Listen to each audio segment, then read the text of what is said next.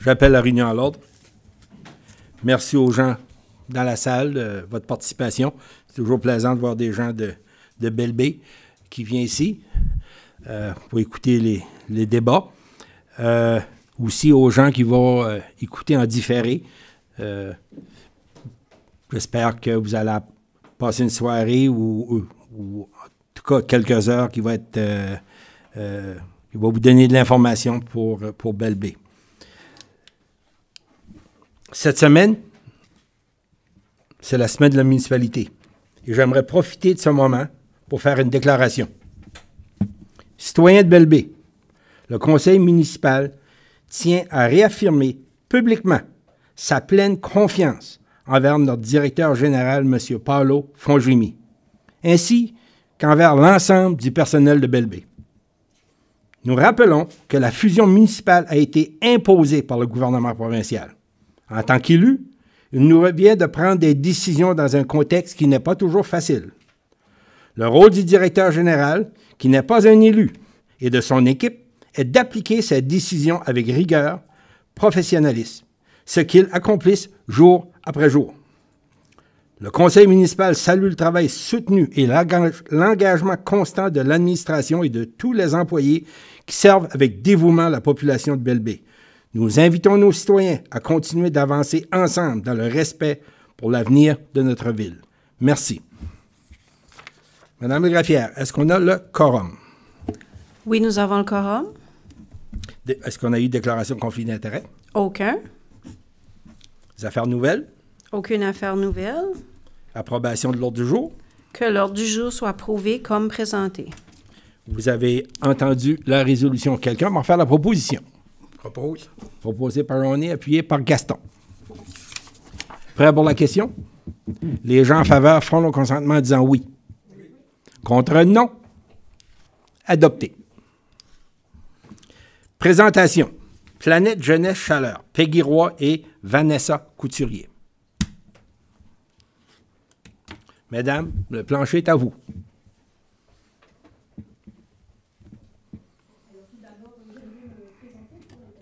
Qui sont présentes dans l'assistance, c'est correct? Voilà. Donc, je suis Peggy Roy, agente culture, loisirs et vie communautaire.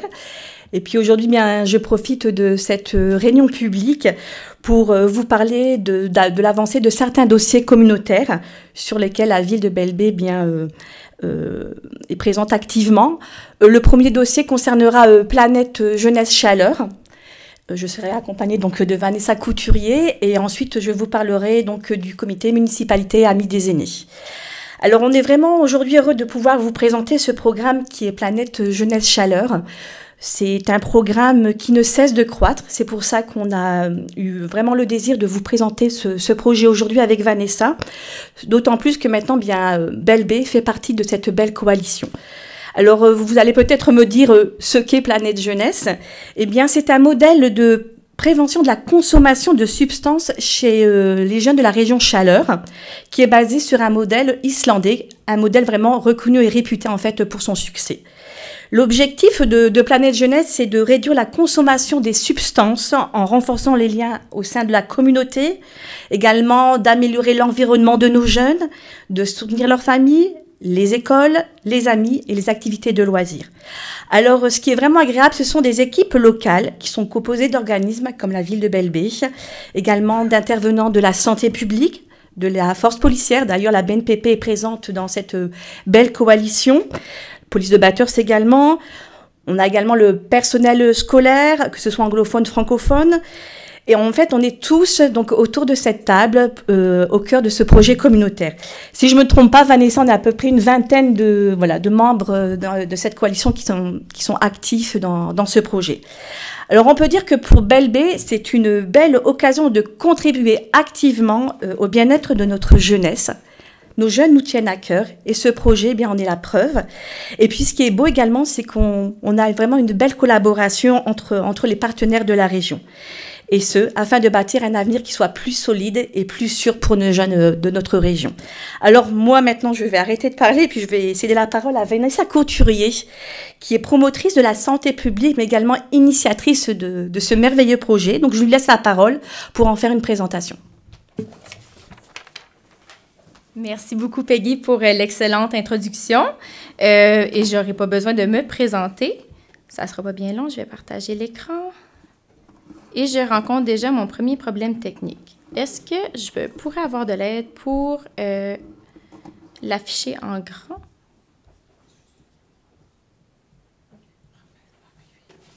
Merci. En attendant que l'écran soit partagé en grand, je peux quand même débuter. Ça ne fonctionne pas.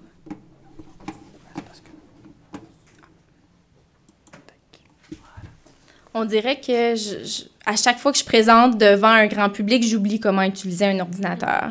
Malgré que je travaille devant un ordi, à la journée longue, pas mal. Aujourd'hui, on vous parle de consommation de substances chez les jeunes. La consommation de substances demeure un enjeu de santé publique au Canada.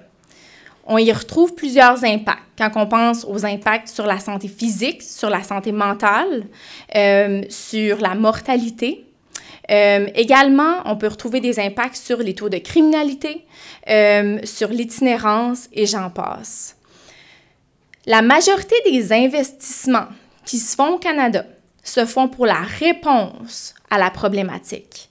Donc, quand on pense aux hôpitaux, quand on pense aux impacts au niveau des mortalités, au niveau également des impacts qu'on peut retrouver liés à la productivité, on a beaucoup d'investissements qui vont se faire à ce niveau-là. Et il y a très peu d'initiatives qui existent et qui sont implantées actuellement, qui cherchent à comprendre quels sont les facteurs de risque et de protection qui font en sorte qu'une personne va peut-être être plus portée à consommer que non. En santé publique, on cherche beaucoup à prévenir en amont. Donc, on parle de prévention primaire, c'est-à-dire d'aller justement aller se questionner sur ces éléments-là et d'avoir un impact pour que, éventuellement, on ne retrouve plus le problème. C'est pour ça qu'on veut agir chez les jeunes, parce que c'est souvent à ce moment-là, à l'adolescence, que des comportements vont avoir un impact à long terme qui vont continuer à être adoptés, là, dans le fond. Puis pour vous introduire un peu à qu'est-ce qui est Planète Jeunesse, je vous invite à regarder votre écran. On va vous présenter une vidéo qui regroupe des jeunes et des membres de notre coalition qui va vous expliquer c'est quoi Planète Jeunesse Chaleur et qu'est-ce qui nous attend.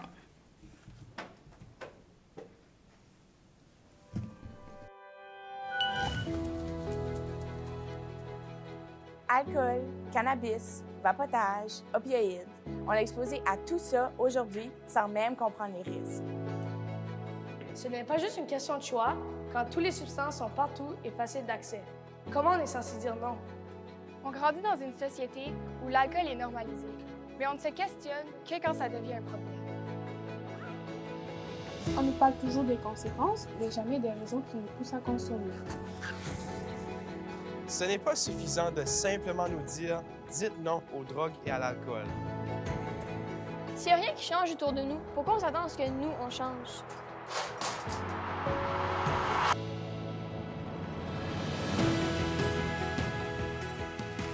Planète Jeunesse Chaleur, c'est une nouvelle façon de travailler ensemble pour prévenir la consommation d'alcool, de drogue, de cigarettes et de vapoteuses chez les jeunes. On vise les jeunes parce que l'adolescence est une période clé où se forment des habitudes qui vont rester toute la vie.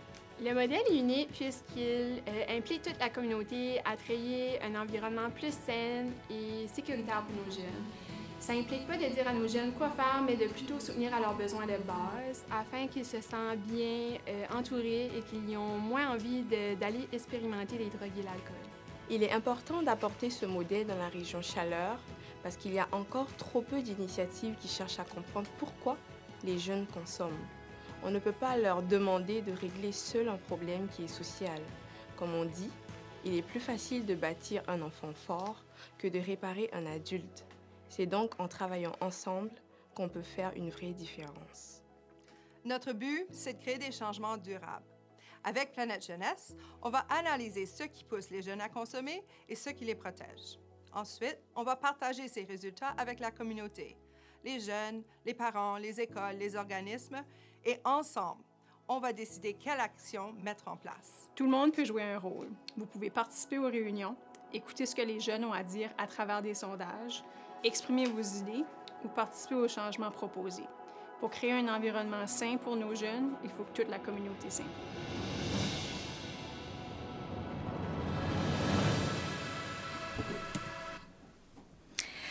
En Islande, le modèle a vu le jour dans les années 90. Ici, vous voyez une image, c'est au centre-ville de Reykjavik, il est entre 2 et 3 heures du matin, et les jeunes du secondaire s'entremêlent avec les jeunes adultes à la sortie des bars. Plusieurs acteurs communautaires se sont rassemblés ensemble pour essayer de voir qu'est-ce qu'ils pouvaient faire pour remédier à la situation. C'était des chercheurs universitaires, des personnes œuvrant au sein des municipalités, des personnes œuvrant au sein du système de santé qui se sont rassemblés et qui ont créé un modèle de prévention propre à leur communauté. Qu'est-ce qu'on a pu voir au fil des années? C'est que ce modèle-là a eu de l'impact réel en Islande. Si vous voyez la première ligne rouge en haut, il y avait 42% des jeunes en 10e année qui avaient été ivres au cours des 30 derniers jours. Et en 2023, on retrouve du 6%. Et vous voyez, la tendance est à la baisse également pour les jeunes qui ont fumé ou utilisé du cannabis également. Ici, je vous invite à regarder les 2 dernières données. Je vous ai dit tantôt qu'on vise à agir sur les facteurs de risque et de protection liés à la consommation de substances et de favoriser, de renforcer ces facteurs de protection. En Islande, auparavant, il y avait 37% des jeunes qui passaient du temps avec leurs parents pendant la fin de semaine. Puis à travers les sondages, puis à travers les initiatives, les objectifs qu'ils ont mis en place, ils ont réussi à augmenter le nombre de jeunes qui passent du temps avec leurs parents la fin de semaine à 72%. En ce qui concerne les jeunes qui participent à des activités sportives 4 fois ou plus par semaine, on a passé de 25% à 41%. C'est quand même significatif et souvent on ne fait pas le lien. Hein? Les environnements bâtis dans lesquels on vit ont un impact sur notre santé globale, incluant la consommation de substances.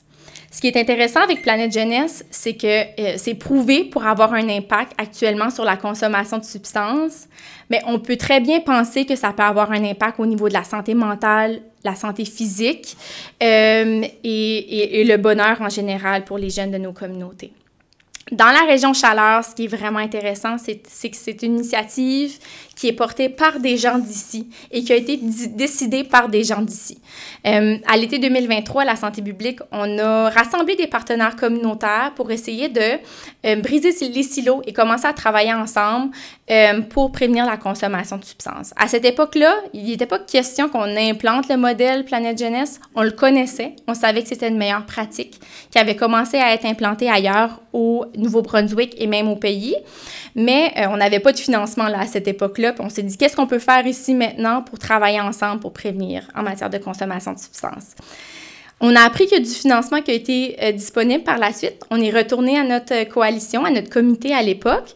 Puis on a eu leur go pour faire demande. Donc, on n'a pas eu le financement la première fois. On n'a pas baissé les bras. On l'a reçu la deuxième fois. Puis c'est à l'automne dernier qu'on a vraiment débuté notre initiative en tant que Planète Jeunesse Chaleur. Vous voyez à la droite, c'est une photo avec certains membres de notre coalition. Comme Becky l'a mentionné, on a environ une vingtaine de personnes impliquées avec nous et environ, on est 30 au total avec des collaborateurs qui agissent de près ou de loin ou qui sont un peu nos advocates. Je ne vais pas retourner là, sur qui nous sommes, vous l'avez entendu, mais qu'est-ce que je veux vraiment mettre un impact dessus? Qu'est-ce qui nous distingue de d'autres approches? C'est qu'on est fondé sur des données probantes. À l'automne, on va sonder des jeunes de la 10e année pour connaître leurs expériences, que ce soit en lien avec les facteurs de risque et de protection liés à la consommation de substances, puis aussi connaître leur comportement, quelles substances qu'ils consomment actuellement. Les données, on va les recevoir dans un très court laps de temps. On parle de 8 semaines. Ça va nous permettre d'avoir accès à des données réelles et d'agir assez rapidement. Qu'est-ce qu'on va faire avec ces données? On va les présenter en communauté, on veut faire réagir, on veut entendre la population, puis ensemble trouver des solutions, comme vous avez trouvé dans la vidéo.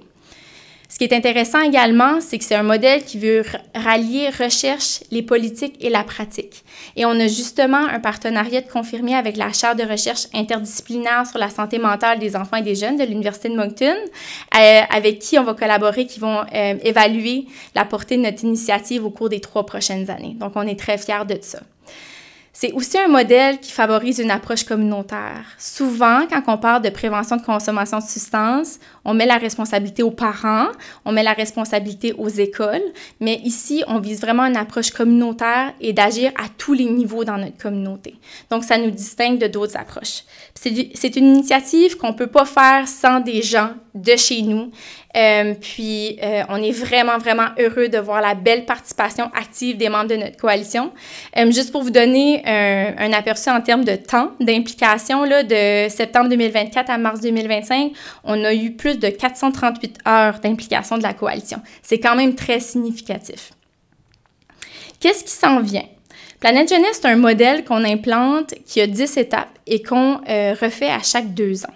Donc, actuellement, on est en train de réviser un sondage qu'on va administrer dans nos écoles, puis qu'on est en train de mettre à la couleur de notre région chaleur. Par la suite, on va recevoir les résultats, on va apprendre à les interpréter à l'aide de l'organisme Planet Youth, puis on va les diffuser dans notre communauté. Donc, ça va vraiment nous faire plaisir de revenir vous voir et de vous partager les données et de réfléchir ensemble comment la municipalité de Belle-Baie peut intégrer certaines données dans sa planification. Par la suite, on va fixer des objectifs communautaires. Donc ça va être en avril et en mai prochain, on va fixer des objectifs avec des actions. C'est sûr qu'on ne va pas faire des miracles d'ici 1 an, mais c'est un modèle qu'on implante pour travailler ensemble en différents secteurs, utiliser des données qui sont disponibles actuellement dans notre réalité et de voir qu'est-ce qu'on peut faire qui est réaliste sur nos 4 domaines d'intervention, comme Peggy l'a mentionné, qui est la famille, les amis, le temps de loisirs et les écoles. Et comment Belle-Baie peut contribuer? Premièrement, je tiens à souligner l'apport des employés de Belle-Baie dans l'implication de Planète Jeunesse Chaleur. C'est hyper apprécié. On sait que c'est du temps et on a besoin de personnes comme ça pour faire avancer le dossier. Donc, dans ce sens-là, Belle-Baie apporte beaucoup à l'initiative puis on vous remercie énormément. Par la suite, comme que j'ai fait mention, on va revenir vous voir pour vous présenter les données et voir comment que la municipalité de Belle-Baie peut apporter des changements ou peut initier des initiatives propres à la communauté. Et finalement, on va cogner à votre porte à nouveau. On a appris que vous avez des subventions disponibles qui vont sortir en 2026. Là. Donc, on va cogner à votre porte pour du financement possible également. Je tiens à mentionner aussi que cette initiative, c'est une collaboration initiée par la santé publique. On a une coalition solide derrière nous et la Commission des services régionaux agit à titre d'organisme haut. Donc, c'est eux qui reçoivent le financement. Tout financement qu'on reçoit pour Planète Jeunesse Chaleur va dans un compte. On coordonne ensemble avec la Commission des services régionaux cette initiative et tout ça. Donc, tous les fonds qu'on reçoit restent à Planète Jeunesse Chaleur. C'est tout pour moi. Donc, je vous invite à me poser des questions et n'hésitez pas, si vous voulez qu'on poursuive la discussion par la suite pour voir comment vous pouvez vous impliquer. Si vous avez des idées, ça va nous faire plus que plaisir de les entendre. Merci beaucoup. Conseiller, conseillère, avez-vous des questions? Gaston. C'est-tu un programme qui est partout dans la province ou ça commence ici? Ou c'est-tu toutes les sections de la province? Non, actuellement, l'initiative est pilotée dans 4 régions du Nouveau-Brunswick qui ne comprend pas la région chaleur. Donc, le gouvernement pilote 4 régions pour 5 ans et nous, ça a été vraiment une décision de partenaires dans la communauté de se lancer dans l'aventure. Donc, au total, il y a 5 communautés au Nouveau-Brunswick qui l'implantent actuellement. Puis, je veux te remercier et féliciter. C'était vraiment une belle présentation. Merci. Merci beaucoup. D'autres questions, commentaires? Merci, Vanessa. Oh, Brigitte? Vanessa, tu parles d'un comité, d'une coalition, puis tu parles de partenaires communautaires. Je pense que ça serait important pour tout le monde, puis pour le public qui nous écoute, que tu nous détailles un peu qui fait partie de la coalition. Bien sûr. Donc, au niveau de la coalition, on retrouve des représentants de toutes les municipalités de la région Chaleur, de la Première Nation Pabineau. On retrouve également des partenaires issus du milieu communautaire, comme vous avez pu voir dans la vidéo, Association multiculturelle, le district scolaire francophone Nord-Est et le anglophone North School District et les écoles secondaires qui sont liées. On cherche des parents. On cherche des jeunes aussi. C'est notre prochaine étape qu'on veut accomplir pour vraiment intégrer la communauté. Et là, je vais en passer, mais on a une belle liste qu'on pourra vous partager de membres de notre communauté qui sont impliqués là. Mais on veut vraiment favoriser l'engagement citoyen aussi. C'est dans nos prochaines étapes à venir, là. Merci. Merci. Je cherche des jeunes. Il y a juste moi et Anne qui restent, là, dans le groupe ici. D'autres questions? Commentaires? Plus brillant que celui-là que je viens de faire. Merci, Vanessa. Juste une petite question, je peux me permettre. Allez-y. Vanessa, si les gens qui écoutent, qui veulent participer ou qui veulent s'embarquer, la communauté, de quelle façon est-ce qu'ils peuvent vous rejoindre? Excellent point. Vous pouvez nous rejoindre. À l'écran, vous voyez, on a une adresse courriel info@planetjeunesschaleur.ca. On est aussi sur les médias sociaux, que ce soit sur Facebook et Instagram. On vous invite à nous suivre, puis vous pouvez communiquer avec nous de cette façon-là aussi. Puis ça nous ferait plaisir de vous rencontrer et d'explorer comment on peut collaborer ensemble. Merci, belle présentation. Merci. Merci, Anne. Excellente question. Merci, Vanessa. Point 6.2. Salon des aînés. Madame Roy.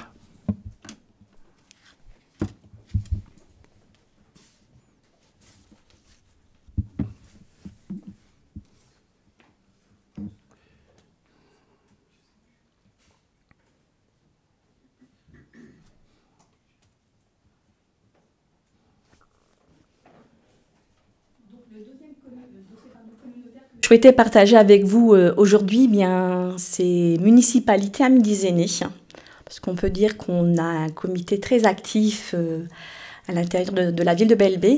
Alors, c'est vrai qu'aujourd'hui, je suis là pour vous présenter le salon, le premier salon des aînés, mais j'aimerais quand même faire une présentation de qui est notre comité et puis également les axes, les priorités qu'ils ont choisi de travailler, sur lesquels ils ont choisi de travailler pour 2025-2026. Alors, le comité municipalité amis des aînés a pris vie plus ou moins en février 2024. Il est composé à ce jour donc de 7 membres. Là, vous n'en voyez que 6 parce que Bernadine ne pouvait être présente ce jour-là. Donc rapidement, je vais vous les présenter. Nous avons donc Ronnie Arsenault, notre conseiller municipal et président, Monique Guérette, Jean-Guy Roy, ensuite Angèle Boudreau, vice-présidente, Augustine Doiron, Monique Scofield, qui est notre secrétaire trésorière, et la personne qui est absente, Bernadine Como. Donc, on peut dire que ce travail qui est actuellement fait pour nos aînés à l'intérieur de la municipalité, eh bien, c'est grâce à eux. Et je pense qu'il était important ce soir de mettre également un visage sur ces personnes qui s'investissent de façon bénévole au bien de nos aînés. Alors, ils ont choisi cette année de travailler sur 4 axes, qui est de favoriser le bien-être, d'informer et d'accompagner nos aînés, également de renforcer les liens intergénérationnels et enfin d'assurer la sécurité et la protection de nos aînés. Alors par rapport donc au premier axe qui est de favoriser le bien-être des aînés, c'est sûr qu'on avait déjà offert l'année dernière des activités physiques adaptées. On va le refaire cette année, mais on va utiliser une autre formule parce que tout simplement nos aînés aiment énormément ces sessions d'activité. Ça leur permet de pouvoir être actifs et de pouvoir sortir. C'est sûr qu'on présentait ceci durant à peu près 4 mois et puis beaucoup nous ont demandé de prolonger ça sur 6 mois. Chose qui n'était pas évidente à faire. On écoute les besoins de nos aînés, mais en même temps on avait un budget aussi à respecter. Donc on s'est dit, pourquoi pas, on va tenter l'expérience sur 6 mois. Et on va donc demander un coût de participation d'un montant de $3. Donc, on a fait une vidéo la semaine dernière, à peu près il y a 15 jours, avec donc, les membres du comité qui ont annoncé donc, cette nouvelle formule. Il y a eu plus de 15 000 vues, donc nos aînés ne sont pas habitués à autant voilà, autant de résultats. Mais vu les commentaires que l'on a eus, bien écoutez, nos aînés, je pense, ont été satisfaits de la proposition que l'on a faite. Donc, les activités auront lieu de octobre jusqu'à mars. Deuxième axe, mieux informer et accompagner nos aînés. On va encore une fois proposer des sessions d'information. On va essayer forcément de choisir des thèmes différents, puisque le but, c'est aussi de se diversifier. Donc, il y aura des sessions d'information qui vont être liées à la fraude, au conseil financier. Et puis, en parlant aussi avec nos aînés, durant les rencontres communautaires, on s'est aperçu que beaucoup d'aînés n'étaient pas informés des services et des organismes qui étaient donc liés à leurs besoins. Donc, avec maintes réunions, puis avec les membres du comité, on s'est dit comment faire pour essayer de joindre et d'informer tous nos aînés de la municipalité. Donc, nous est venu. Donc, j'ai la joie de vous annoncer qu'a lieu le 2 octobre 2025 à la salle Denis Richard, le premier salon des aînés, donc à Belle-Baie. Ça aura lieu, donc je vous ai dit, le 2 octobre. Donc, je profite également de la réunion publique et pour ceux qui vont nous regarder, ceux qui nous écoutent, bien, vous êtes tous invités donc à ce salon. Alors, rapidement, alors ça va mieux parce que j'ai des problèmes de vue. Oui. Donc, on a essayé de rendre, on va dire, ce salon quand même assez attractif et puis assez dynamique. Donc, on l'a divisé en deux parties. La première partie, bien, ça va concerner plus ou moins, qui va avoir le matin, plus ou moins des conférences, café-causerie, des présentations. On fait une collaboration également avec CFA Chaleur parce qu'on s'est rendu compte aussi que beaucoup de nouveaux arrivants intégraient le système de santé, intégraient également les foyers. Et on s'est dit, comment préparer nos aînés à ce beau mélange de cultures? Donc, on va faire appel à la présidente de la Commission des droits de la personne du Nouveau-Brunswick, Philomène Zangio, qui fera donc une conférence « Quand les cultures se rencontrent au chevet des aînés ». On a entre-temps pensé aussi à étirer nos personnes aînées, donc avec du yoga sur chaise. Et puis, on a également des personnes qui sont très qualifiées au sein de la municipalité. Donc, on s'est dit, pourquoi pas non plus faire appel à Dustin Aubé, qui est notre directeur de la sécurité publique et qui va être accompagné de Jamie Ness du bureau du prévôt des incendies pour justement préparer nos aînés à se préparer en cas de catastrophe naturelle. Et puis également, le programme Frigomède sera aussi exposé. Et dernier volet, ça sera concernant le transport communautaire et puis le programme Manger frais chaleur qui sera présenté par Jennifer P. de la Commission des services régionaux chaleur. Donc ça, c'est la programmation du matin. Et puis, s'en viendra l'après-midi, donc des kiosques d'information qui sont vraiment liés aux besoins des aînés. Je ne vais pas tous vous les citer puisque vous les avez devant vous, mais ce qui est vraiment apprécié, c'est qu'on a fait appel à tous nos clubs de l'âge d'or, Centre communautaire de Madran, le club de l'âge d'or de Beresford, Petit-Rocher, Pointe-Verte, Robertville, Alcida. Et tous ont répondu présents. Donc, on se dit que c'est vraiment une belle première pour ce salon. Et puis également, pour encore, on va dire, rendre attractif ce salon, il y aura de beaux prix à gagner avec nos partenaires. Troisième axe, c'est de renforcer les liens intergénérationnels.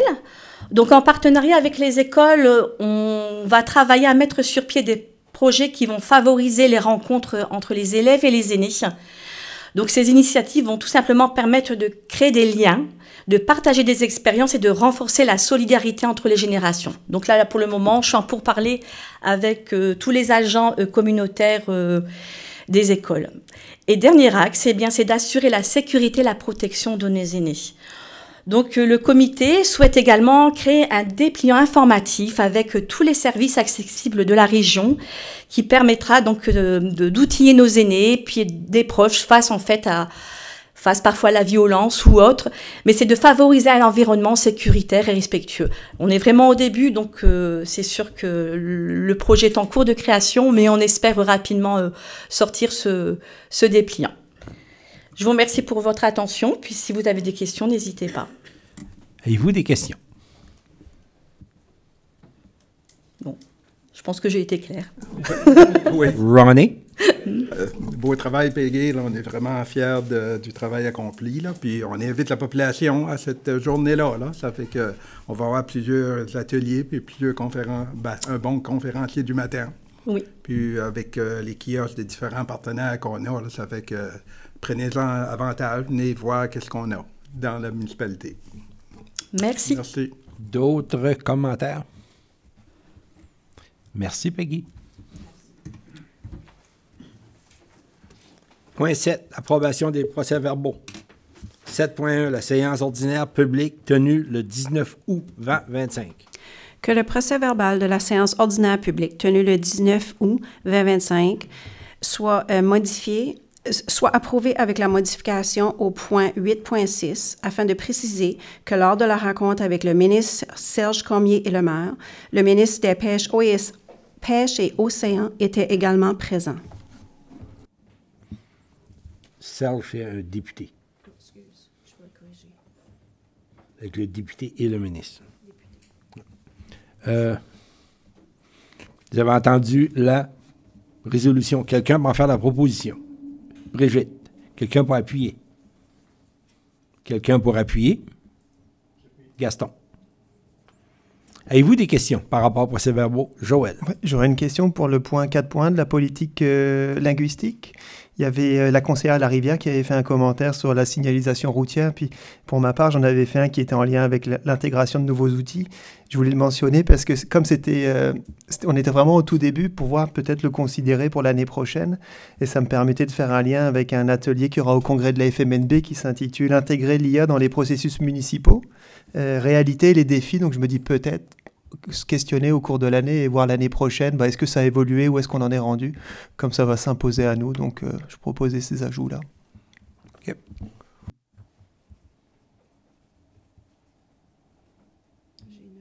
Noté. D'autres questions, commentaires?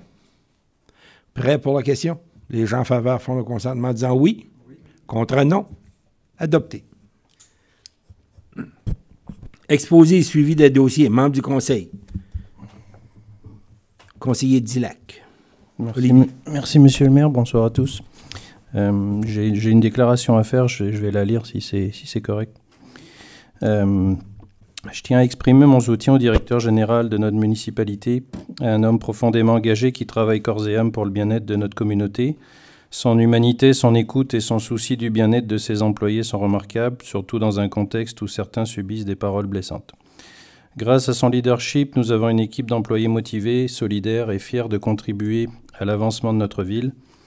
Il est important de reconnaître ce travail de fond, souvent invisible, mais essentiel. Ce que nous vivons actuellement est difficile. Les rumeurs, les accusations, les tensions ne font que blesser inutilement. Elles ternissent l'image de notre ville, affectent le moral de ceux qui travaillent avec cœur et créent un climat pesant pour tous. Notre municipalité, entre parenthèses, quand je dis municipalité, je parle des citoyens, des employés et des élus, mérite un environnement sain, respectueux et tourné vers l'avenir. Il est temps de retrouver notre unité et de bâtir ensemble. Merci, c'était ma déclaration. Au niveau des comités, mon activité professionnelle ne m'a pas permis d'en faire énormément dernièrement, hormis les activités de l'été ou fête du Nouveau-Brunswick, 15 août, etc. Mais ça, je pense, c'est déjà loin derrière et ça a déjà été cité par d'autres conseillers. J'ai eu cet après-midi une rencontre du comité CFA, Communauté francophone accueillante, où on a fait le bilan un peu des activités qui étaient passées et celles à venir. Au niveau de celles qui se sont situées sur notre territoire, il y a eu le 28 juin une activité pour des pochettes médicinales en partenariat avec la communauté autochtone de Pabineau. 1er juin, le comité était présent à la Fête du Canada à Nigadou. 30 juillet au 3 août, il y avait le festival Chaleur Bantou, je crois que c'était au Domaine. Le comité était aussi présent à la Fête du Nouveau-Brunswick à Beresford, le 4 août. Le 11 août, il y avait la conférence de la diversité avec Mathieu Gingras, qui a eu 52 personnes. Puis la seule chose que j'aimerais, c'est qu'il y en ait le double l'année prochaine, si c'est de nouveau d'actualité. Les prochains événements, il y a un atelier de bénévolat sur le bénévolat le 29 septembre dans les locaux de la MRC, Association multiculturelle à Bathurst. Puis le CFA, comme disait Peggy, sera présent au Salon des aînés le 2 octobre. Donc c'est ça l'actualité, mon actualité sur les comités. Tout ce que j'avais à dire. Avez-vous des questions ou des commentaires par rapport à la présentation à Olivier? Prochain, conseiller Arsenault. Merci, M. le maire. Je vais commencer avec le comité de surveillance financière. Mon rapport débute du 5 juillet 2025. Réunion le 7 août pour discuter du rapport trimestriel. Demande de vérification de la consommation d'électricité parce qu'on veut vérifier d'année en année, voir s'il y a une variation qui se fait dans nos établissements.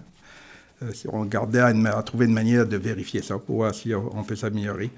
Bonne amélioration depuis le début de BLB, mais beaucoup de manipulation des données dans Excel. Besoin d'achat d'un nouveau programme à un moment donné pour nous aider à compléter la comptabilité puis toutes les fonctions qu'on a besoin de faire. Plutôt que de le faire manuellement, avec un bon programme, on pourrait sauver du temps à nos employés puis ça serait automatisé. Comité de dons et subventions, réunion le 12 août. Révision des demandes hors visuel de l'abbé.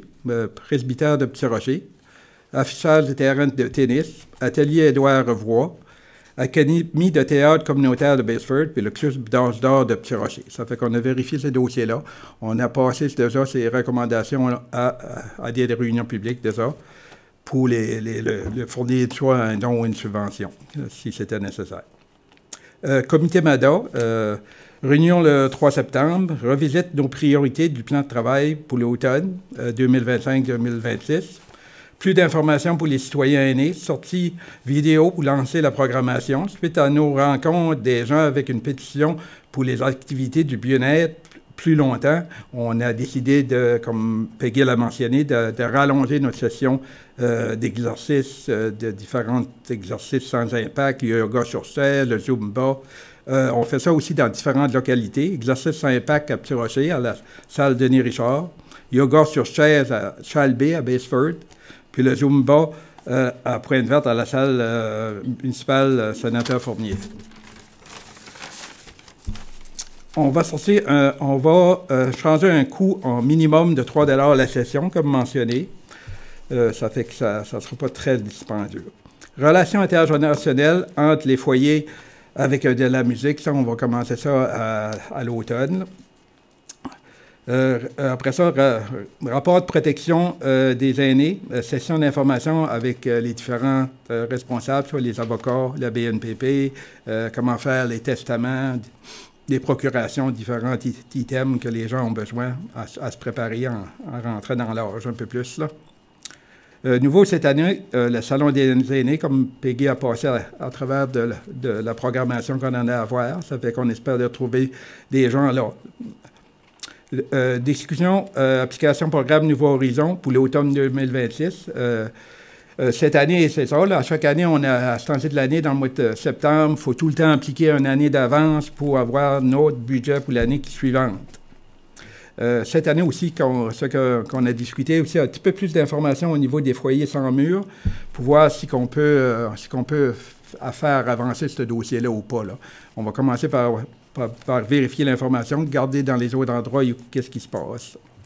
Les autres choses qu'on a été occupés avec, assister au spectacle de Boulouse-l'Abbé le 26 juillet, Fête du Nouveau-Brunswick le 4 août à Nigadoo, Récroplex, déjeuner Club d'Âge d'or de Pointe-Verte le 9 août 2025, le 15 août Petit-Rocher, Fête des Acadiens, le 28 août rencontre président du Club d'Âge d'or de Pointe-Verte pour discuter du panneau d'information numérique qui est devant la municipalité. Le panneau a manqué. Après vérification, après ça avec les travaux publics, après la direction, possibilité, parce que ce panneau-là, ça coûte probablement 12-15 000, peut-être plus à court pour changer. Ça fait qu'on va essayer de le mettre dans le budget de l'année prochaine. C'est trop cher pour cette année pour le mettre à cette heure, parce qu'il faut budgétiser ces items-là. Félicitations au travail des bénévoles du club aussi, là, pour organiser. Ils ont mis 25 000 $ dans la salle sénateur Michel Fournier, ça fait que pour faire le plancher en eux, ils ont tous refait le plancher. Ça fait que c'est avec l'argent qu'ils ramassent dans différentes activités. Ils font un bingo une fois par semaine. Il y a des parties de cartes. Ils font des dons aussi pour des bourses pour les étudiants qui vont à l'université. Ça fait que le club est quand même vraiment actif. Le 27 août, réunion du comité de vérification des finances de la Société d'hypothèque du Nouveau-Brunswick. Je suis encore membre de ce comité-là. On a un sous-comité qui est la finance. Ça fait qu'on fait la vérification. On a une réunion demain après-midi. Finalement, le 8 et 9 septembre à Alcida, Baseford, réunion d'information pour notre plan d'urbanisme. On a eu une bonne participation à Alcida, à Baseford aussi. On a eu des commentaires par rapport au plan comme tel. Les gens apprennent à le connaître tranquillement, là, puis à savoir qu'est-ce qu'il y a dedans. Ça fait que de là, après ça, un coup qu'on aura pris toute cette information-là, ça va retourner au comité, puis il y aura peut-être des changements qui seront faits. Après ça, il y aura une présentation publique, puis on décidera à ce moment-là. Ça serait tout pour mon rapport, Monsieur le maire. Avez-vous des questions pour le conseiller Arsenault? Madame Barre-Lavigne. Merci, Monsieur le maire. Bonsoir tout le monde. Pour ce qui est de mes comités, on n'a pas eu beaucoup de rencontres du fait que c'était saison estivale. Mais pour l'écomarché, on a élu un comité de citoyens qui veulent s'asseoir, siéger sur le comité pour l'écomarché. Puis on attend toujours la personne ou l'embauche d'une firme qui pourrait mettre en place le plan d'action qui nous a été remis au début de l'été. Il y a eu des dossiers qui étaient un petit peu plus prioritaires, malheureusement, puis la disponibilité des gens également. Donc, c'est quelque chose qui devrait se faire en octobre, là, une parfait. Rencontre. Là. Ah, merci beaucoup, parce que, oui, on a discuté de ça hier. OK, parfait, merci. Je passerai le message au comité. Puis, pour ce qui est des parcs et plages, nous avons eu une rencontre hier soir. Puis, on a quand même identifié une liste d'actions qu'on aimerait voir pour 2026, 27, 26. Puis, on a mis l'emphase sur le parc des vétérans, qui est ça fait quand même 2 ans qu'on essaie d'avoir le parc des vétérans.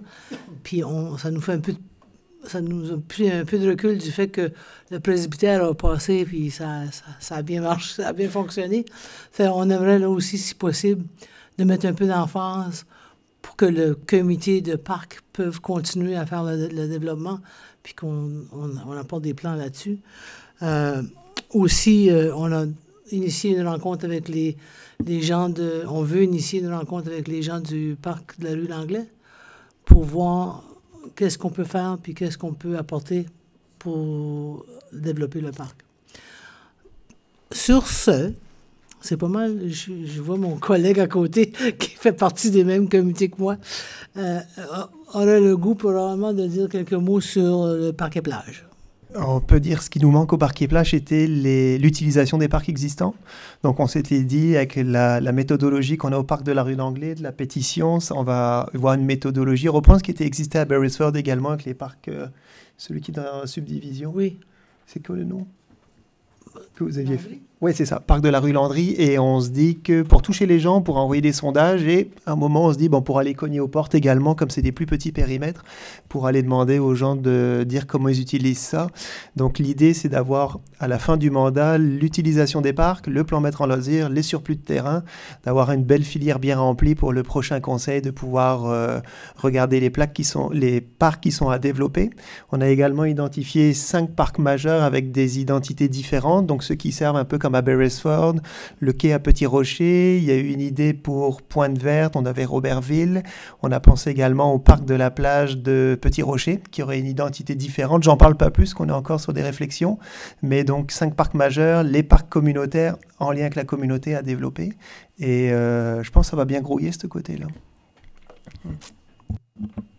Avez-vous des questions pour la conseillère Barre-Lavigne ou le conseiller Olivier? Merci. Monsieur le maire, Brigitte. par rapport à l'écomarché, on parlait d'une rencontre en octobre. Est-ce qu'on a procédé à l'embauche de quelqu'un? Ça n'a pas abouti. OK.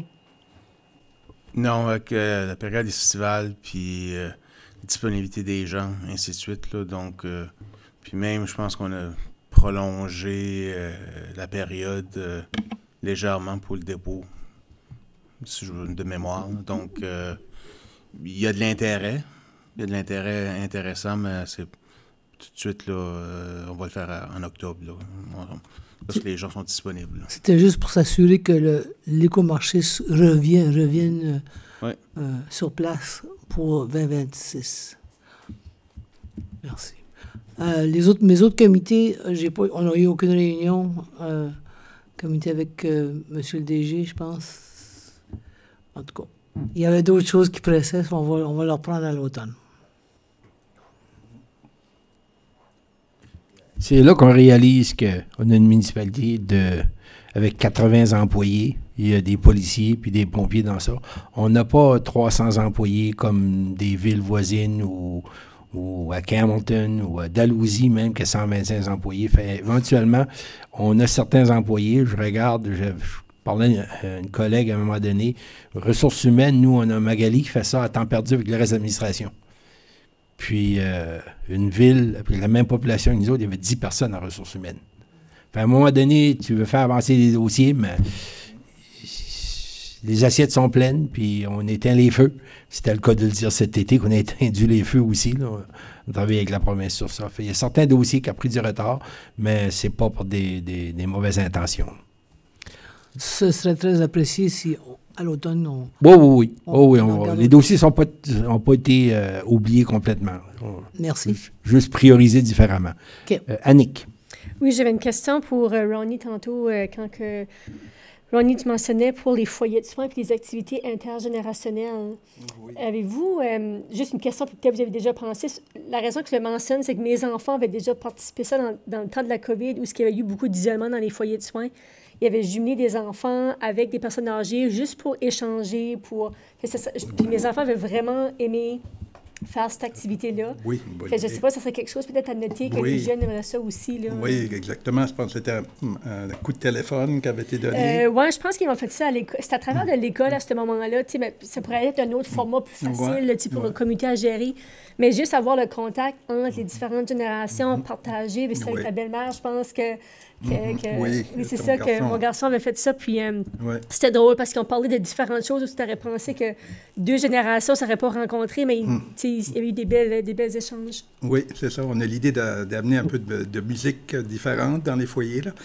Puis aussi d'impliquer les différentes écoles là, dans les relations. Merci. Maintenant, mon rapport. Le 25 août, avec la présence du conseiller Frenette, on s'est rencontrés, petit comité local du Congrès mondial acadien. C'était de voir comment que nous, on peut commencer à s'organiser pour la région Chaleur. On devrait avoir... Sylvain Godin a été le président. Maintenant, je pense qu'ils sont en train de former l'équipe des vice-présidents, les différents représentants, jeunesse et les Premières Nations. Le mois prochain, on devrait avoir une structure organisationnelle avec des noms, des visages là, pour la plupart des postes. Le 29 août, il y a eu le comité de croissance ici, puis il y a eu des résolutions, je crois, à la dernière réunion. Je ne répéterai pas ce qui a été discuté. Le 8 et le 9, j'ai participé aux portes ouvertes en après-midi à Beresford, le 9 en soirée à Alcida. Très belle participation à Alcida.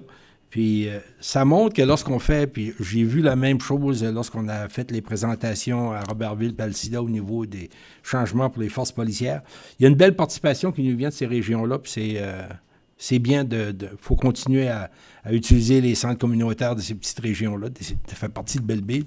Puis il y a une belle participation. Il y a eu aussi des très beaux commentaires, dont il y en a 3 en particulier, que je sais que l'urbaniste a pris en note. C'est quelque chose qui va probablement faire partie du plan, des suggestions, des bonnes suggestions. Le 12 et le 13, j'ai participé aux rencontres de la CSR. 13 septembre. On a travaillé sur l'AGA qui va avoir lieu au mois d'octobre. Je pense qu'il y en a plusieurs de nous qui sont inscrits là, de Belle-Baie pour la réunion la fin de semaine d'octobre. On a couvert les différents comités. Puis le dossier qui est revenu sur la table, c'était la réforme fiscale. Je peux vous dire que j'ai eu la chance de voir les premiers chiffres. Je les ai partagés avec Magali puis le directeur. Ça a été donné par le ministre. C'est confidentiel à ce moment-ci, donc je n'irai pas partager les chiffres. Mais je peux vous dire que on va être un peu mieux situé que l'an passé. Je ne sais pas si ça va couvrir, les sommes actuelles vont couvrir les pertes dues au gel, mais c'est très intéressant au moment où on se parle. On n'aura plus de détails. On me dit quelques jours avant l'AGA de l'Association francophone des municipalités. Ils ont embauché une personne pour faire les démarches politiques pour remplacer Michel Barclay, qui a accepté une autre position avec la province. Puis c'est Mike Roy, l'ancien directeur de la ville de Petit-Rocher, qui est maintenant le chargé des relations politique, si vous voulez, avec les gouvernements pour l'Association francophone des municipalités. Le 14 septembre, j'ai participé à l'activité Monte à bord de ta municipalité. Très bien fait, chapeau aux employés, vous avez fait du beau travail. On ne le dira jamais assez souvent, mais c'est sous ton équipe, Marc-André, ceux qui s'occupent des développements communautaires, ils font de l'excellent travail, comme le reste d'ailleurs, là, mais toutes les activités, il y a même une personne, là, je ne sais plus ce qui m'a dit ça, il y a quelqu'un qui m'a dit, il habitait dans la péninsule, puis cherchait à se localiser dans la région Chaleur, puis parce qu'ils ont vu toutes ces activités-là, je pense que c'est Béatrice, moi je me souviens plus, quelqu'un qui mentionnait ça, puis ils ont décidé de se localiser dans Belle-Baie en cause des activités. Donc, chapeau à l'équipe, vous faites du beau travail, puis ça commence à être, c'est profitable pour Belle-Baie. Le 15 septembre, j'ai rencontré les élèves de nos 4 écoles, Beresford, Robertville, puis les 2 écoles de Petit-Rocher ici, puis c'était une discussion avec des jeunes, qu'est-ce qu'un conseil municipal, des questions comme comment ça arrivé Belle-Baie, puis comment ils ont choisi le nom Belle-Baie, puis il y a même eu quelques questions assez surprenantes venant de jeunes au niveau du budget. Les gens voulaient savoir c'était quoi le budget de la municipalité, à quoi ça servait. Donc, ça durait 1 heure, on a eu une très belle activité. Puis merci à Béatrice d'avoir organisé ça avec, je pense, c'est les travailleurs des écoles, travailleurs communautaires, je pense. Ouais. Parfait. C'était ça, les différentes activités que j'ai participé durant les dernières 3 semaines. Des questions? Oui, j'aurais une question. Oui. C'était en lien avec, en plus, comme vous êtes représentant de Région Chaleur à la FMNB, la question du réseau cellulaire. J'ai de plus en plus des résidents qui me font part de leur inquiétude par rapport à cet enjeu-là. J'ai vu qu'à la FMNB, c'était mentionné à la dernière AGA et que la semaine dernière, il y a eu des articles qui étaient parus un petit peu dans les médias. Je me demandais quelles actions on pouvait entreprendre de notre niveau, vu que c'est un problème qui est vraiment provincial. Est-ce qu'on pourrait à un moment signaler qu'on est concerné également pour... Il y a eu des rencontres entre les employés de l'Association francophone des municipalités de Nouveau-Brunswick puis la province. Ils ont rencontré le ministre Lagacé qui leur a dit de patienter. D'ici à fin octobre, devrait avoir des annonces. Okay. Sauf le problème est plus grand qu'on pense, plus sérieux qu'on pense. C'est pas, même si la province s'embarque, ça coûterait des millions et des millions. Il faut rajouter des tours. C'est plus complexe qu'on pense, mais la province est sur ce dossier-là, puis l'Association francophone représente les municipalités francophones sur ce dossier-là au sein d'un comité provincial. OK, merci. Ouais, comme je voulais le mentionner, comme on le voit de plus en plus pour faire remonter un petit peu ça, et puis on verra bien où ça nous mène là-dedans. Merci. Mais c'est l'ensemble de la province. Oui, c'est vraiment très, très gros. Ouais. C'est la péninsule, la région Chaleur, le Restigouche, Edmonton. C'est l'ensemble de la province qui a des difficultés. Même Fredericton, Moncton ont des difficultés à des endroits. Oui, c'est vraiment, c'est important. Ouais. Merci. Brigitte? Monsieur le maire, j'aurais une question par rapport au comité local du CMA 2029. Oui.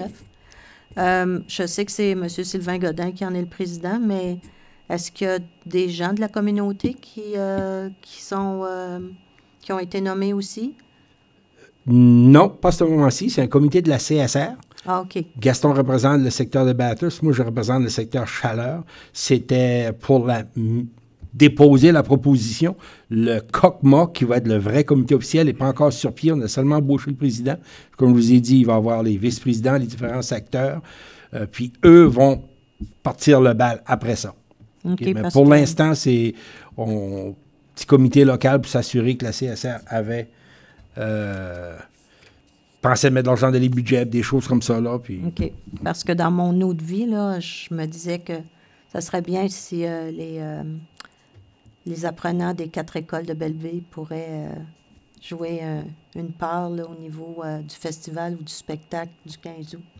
Il va y avoir un représentant jeunesse, il va y avoir aussi un directeur, puis on va leur passer le message. OK, merci. D'ailleurs, nos fonctions, moi et Gaston, c'est sur la veille de terminer. Surtout que le COCMA soit officiellement, à moins qu'on soit demandé pour prendre une position quelconque à titre de citoyen, là, mais nos fonctions devraient se terminer prochainement.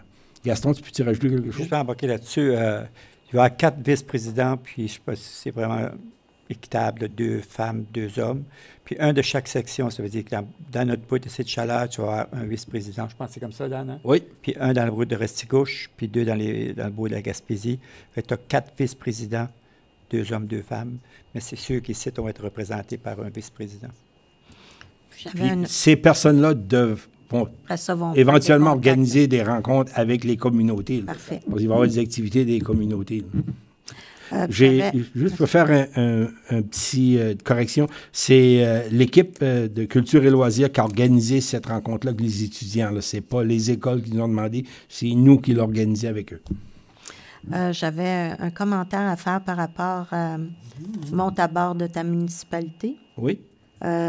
J'ai félicité les gens en arrière-fond là, pour le titre de cette activité, mais c'est vraiment génial. Puis je sais que ça va devenir une tradition.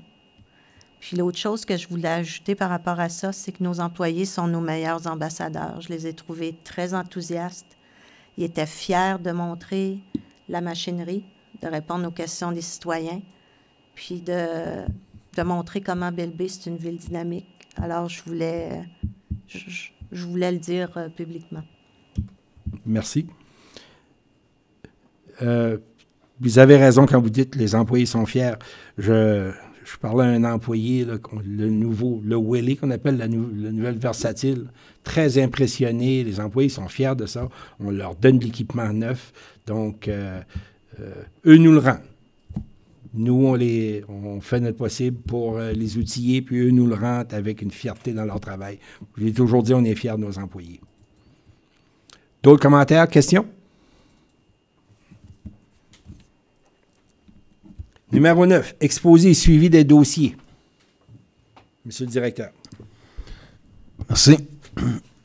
J'aimerais peut-être présenter un peu... des fois, il y a des dossiers qui avancent, puis il y a des dossiers, des fois, qui n'avancent pas. Puis, c'est qu'il y a une réalité, c'est qu'on est une petite équipe, OK?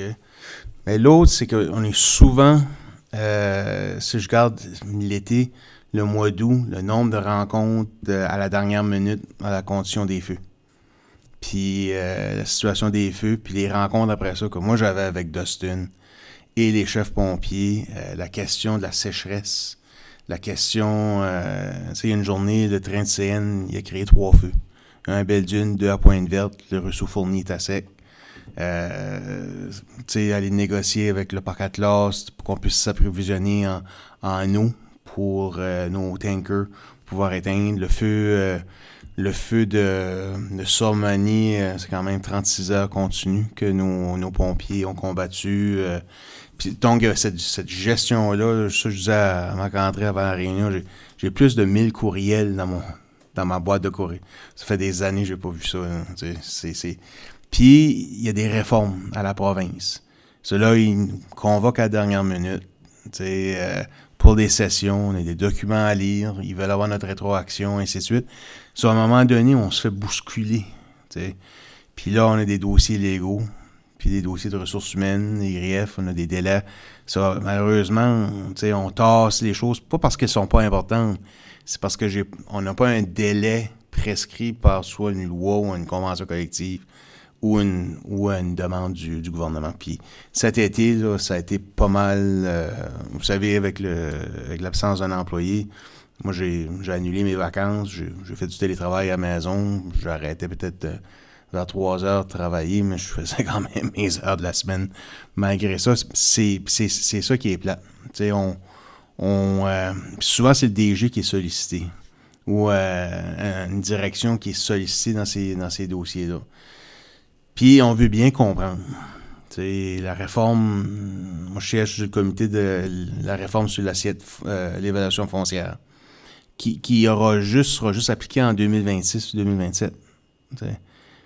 Mais c'est important d'ajouter notre point de vue. Puis là, je lisais les documents, ben il y a certains points de vue que j'ai apportés qu'ils ont retenus, comme les angles morts.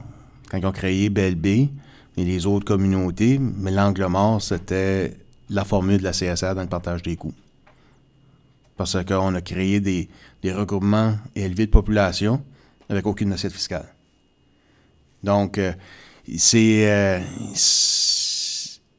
on nomme sur les comités, moi je l'assume parce que je veux le bien de ma communauté.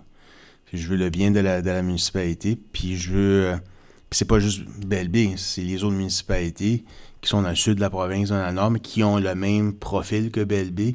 Ils doivent pouvoir, eux autres, progresser. Donc, c'est ça. C'était un été... juste les feux nous ont tenus occupés. C'est sûr, quand on regarde en arrière, on a été chanceux. Right? On n'a pas vécu un feu d'Oldfield. On n'a pas vécu des feux comme dans la Nouvelle-Écosse. Mais quand tu es dedans, tu sais pas les 2 feux à Pointe-Verte, là, comment ça va grossir. Hein, tu sais pas comment le feu à Sormony, tu es à 4 km de Luger, puis le rang Saint-Georges, tu sais, avec des vents. Tu sais, est-ce que ça va? Tu sais, puis où est-ce qu'on va prendre l'eau? Tu sais, entre-temps. So,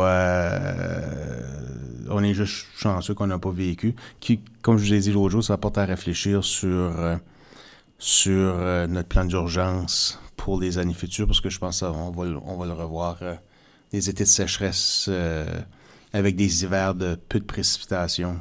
Puis la question de l'approvisionnement d'eau de la rivière Négadou, à un moment donné, c'était préoccupant. Parce qu'on avait juste quelques centimètres au-dessus de l'embouchure. Puis il peut mouiller 50 mm ce soir. Les bassins versants sont tellement secs qu'il n'y aura aucun ruissellement dans la rivière. C'est absorbé dans le sol. Mais étant dit cela, c'est la semaine des municipalités, puis il y avait une belle énergie dimanche, comme la conseillère Couturier a dit, avec les employés. La machine Willy allait déjà en opération. Ils ont fait les fossés la semaine dernière à Pointe-Verte, pas tout. Je pense qu'il restait quelques rues à faire. Ce qui est tellement intéressant avec cette machine-là, c'est que si vous l'avez vu dimanche, ben le broussailleuse était à côté, mais c'était la souffleuse qui était installée. Donc, c'est une machine qu'on va pouvoir servir pour élargir nos rues quand il y a des grosses périodes d'hiver puis l'accumulation de neige. On peut mettre un bucket. On attend encore la balieuse puis le balai. Ben, la balieuse, c'est une succion. Là. Ça, on sait que ça va être mettre à profit. Idéalement, c'est une machine qui est en opération 4 jours sur 5 par semaine. Ce serait l'idéal parce que la 5e journée, c'est pour la maintenance là, préventive. Quitte à réfléchir dans les besoins futurs, est-ce qu'on aurait besoin d'une deuxième machine similaire, étant donné la grosseur du territoire? C'est pas mal versatile, ce type de machine-là. La programmation estivale s'est terminée avec les bûchettes de blé d'Inde. Puis il y avait une centaine de personnes à Madran.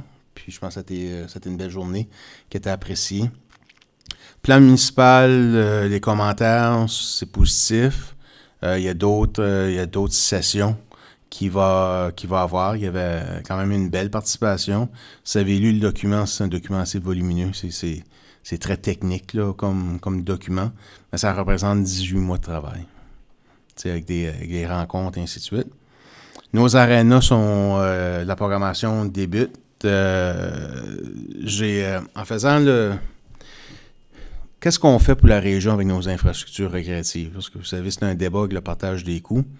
Ben, au niveau des spectacles, là, en 2024 et en 2025, à la salle Denis Richard, que ce soit des spectacles, c'est nous autres qui l'organisent sous la SCRN, ou bien un spectacle privé comme qui va avoir lieu dans 2 semaines, Gold Rocks puis Helltown. Il y a eu 39 spectacles l'année passée. Ça veut dire, toutes les semaines et demie, il y a un spectacle. Puis cette année, il est prévu d'en avoir 41.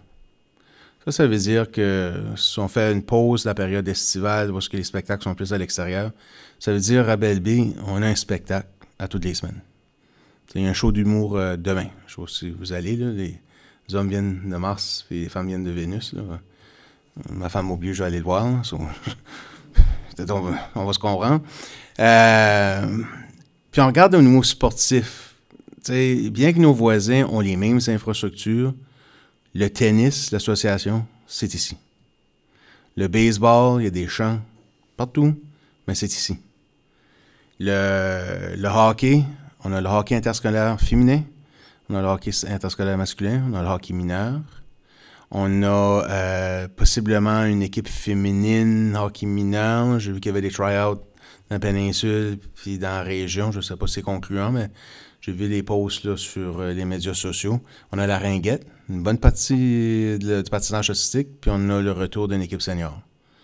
Alors, les autres communautés ont des arénas.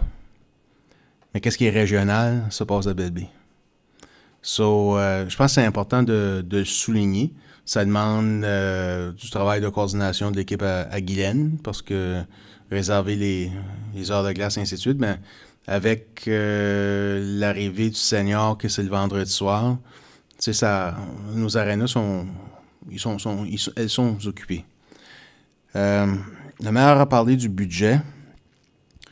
C'est certain que lorsqu'on se rappelle du dernier rapport trimestriel, on prévoyait un budget déficitaire d'à peu près 500 000, mais je rappelle, ça va tout dépendre de la contribution à l'aéroport et quand est-ce qu'on l'a fait, la contribution. Il y a des montants qui vont être décalés en 2026-2027 selon le plan d'action qu'on s'attendait, mais qu'il n'y a pas eu vraiment de choses tangibles. Alors, je m'attends que le budget soit équilibré ou légèrement déficitaire, mais c'est pas, ça sera pas terrible. Là. Et juste mes lunettes, là. C'est ça, puis j'aimerais vous remercier pour l'appui que vous avez fait ce soir, là, monsieur le maire, puis le conseiller Tillac. Je sais pour l'ensemble, c'est apprécié, je sais que c'est apprécié par les employés, puis c'est apprécié par ma famille. Parce qu'on est quand même des humains, puis on a quand même une vie privée également. Ça fait partie de l'équation. Sur ça, monsieur le maire, ça termine mon rapport. Des questions? Joël. J'en ai quelques-unes. La première, j'avais vu un message Facebook, je trouvais intéressant, qui était en lien avec la sécurité des traversées piétonnes. Il y a quelqu'un qui demandait, c'était au niveau des passages piétons ou des ralentisseurs. Je m'étais demandé si on pouvait faire un rappel là-dessus. Est-ce que pour une route désignée, c'était la province qui gérait ça ou ça devait être vu par la municipalité? Pour une route désignée, Marc-André? Maintenant, c'est quand même, ça devient notre responsabilité. Il faut quand même faire des analyses qu'on a déjà faites.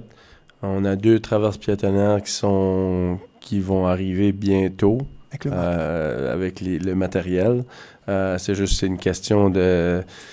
Ça prend 3-4 mois avant que tu aies le matériel, mais comme on avait déjà stipulé au niveau du conseil, là, il y en a 2 qui vont être installés, soit une à Nigadou puis une nouvelle à Petit-Rocher. De ce qui est du reste, pour les routes désignées, c'est la même chose. Il faut quand même qu'on consulte la province, mais si la municipalité, en faisant faire des études ou des choses comme ça qui déterminent qu'on devrait avoir des traverses un petit peu ou plus de traverses, c'est de notre ressort maintenant. Ouais. Merci. Puis j'avais une question pour la suggestion que j'avais faite au niveau des drapeaux à un moment. À Robertville, ils sont en train de refaire l'asphaltage du chemin de Robertville. Ça va devenir une belle piste de course. En plus, il y a une école qui est située dans une zone 50 km/h. Je me demandais si on pouvait faire une sorte de petit projet pilote, peut-être mettre des drapeaux, essayer. Est-ce que ça pourrait aider, voir qu'est-ce que ça pourrait donner? Est-ce que ça va rouler là-bas, je pense, avec le nouveau chemin qui est là-dessus? Je pense que le premier suivi qu'on doit faire, c'est changer la limite de vitesse à 30 km/h. Ça, on a un suivi à faire qui est noté là, avec le ministère des Transports parce que, selon la loi, c'est dans l'intérieur des municipalités maintenant. Donc, dans l'intérieur des municipalités, c'est 30 km. Puis, on a des discussions à avoir avec la GRC parce qu'on a énormément de plaintes dernièrement sur l'utilisation inappropriée des VTT sur le territoire, même beaucoup dans le territoire de la GRC. Puis c'est dans mes notes là, de rencontrer le sergent du lac là, pour en discuter. Là. Il y a d'autres arrêtés qui sont maintenant applicables, comme l'interdiction de l'utilisation des freins Jacob. Le bruit nocif qu'on a passé comme arrêté, c'est applicable par la force policière qui est identifiée au territoire. Je vais y en parler, mais pour moi, c'est vraiment dans le secteur de la plante et le secteur Robertville, c'est problématique, les plaintes qu'on reçoit. Ouais. Merci. Puis j'avais une autre question au niveau du plan municipal. Dans le calendrier qu'on a eu, les prochaines étapes, c'était rendu début novembre. Avec je me demandais s'il y avait une session de travail qui était prévue au niveau du conseil pour faire un peu retour des commentaires ou on s'en allait après début novembre uniquement? C'était pas nécessairement prévu parce que l'urbanisme n'est pas disponible en octobre.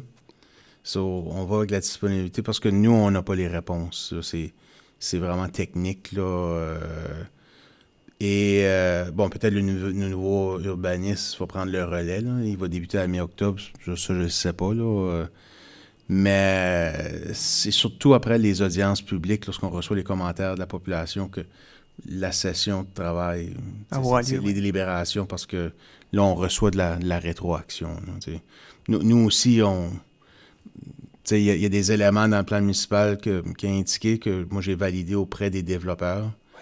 Puis, je vais proposer qu'on le modifie. Là. Je ne vais pas trop aller en détail, là, mais c'est en technique, mais je sais que ça va causer un problème au niveau du développement.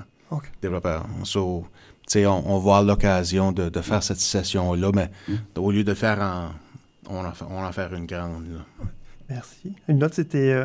on avait adopté l'arrêté sur les véhicules récréatifs qui était avant l'été, je pense. Qui était, oui.